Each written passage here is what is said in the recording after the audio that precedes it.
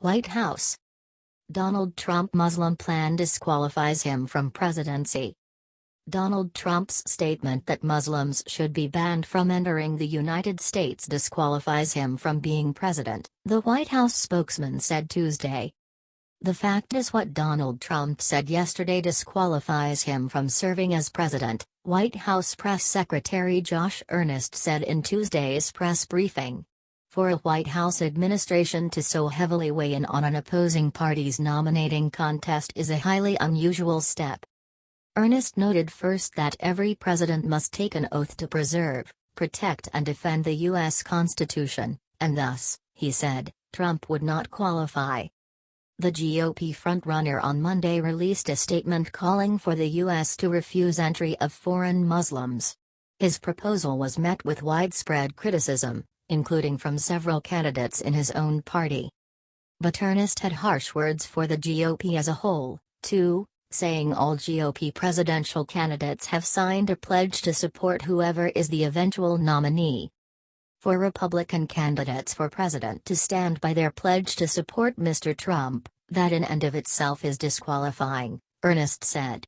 The question now is about the rest of the Republican Party and whether or not they're going to be dragged into the dustbin of history with him. And right now the current trajectory is not very good. Earnest cited the election of House Majority Whip Steve Scalise, who a reporter said once joked he was like white supremacist David Duke without the baggage, and a leaked Republican Senate campaign memo instructing candidates how to ride voters' support for Trump. He also noted that House Speaker Paul Ryan Tuesday said he would vote for Trump if he were the GOP nominee, though he omitted the fact that Ryan unequivocally rebuked Trump's comments and said they were not who we are as a party and unconstitutional.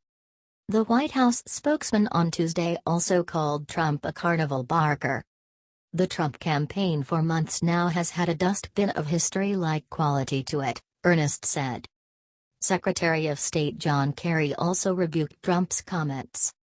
I would simply say that non-discrimination and equal treatment are a pillar of not just American values but of our immigration and our admission policies in this country, and the State Department remains totally committed to treating all religions with respect and without discrimination, Kerry said during a press briefing in Paris.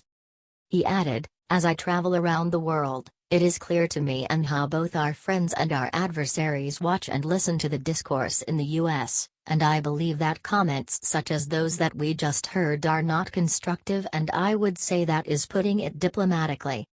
And Pentagon spokesman Peter Cook on Tuesday said, without hitting the Republican frontrunner by name, that Trump's comments put U.S. national security at risk. Anything that bolsters ISIL's narrative and pits the United States against the Muslim faith is certainly not only contrary to our values but contrary to our national security, he said, using another name for ISIS. He also said that there are many men and women in uniform today of Muslim faith who are serving this country patriotically. The U.S. is working with Muslim nations right now, Cook noted. We want to, in essence, take the fight to ISIL with the help of Muslims around the world.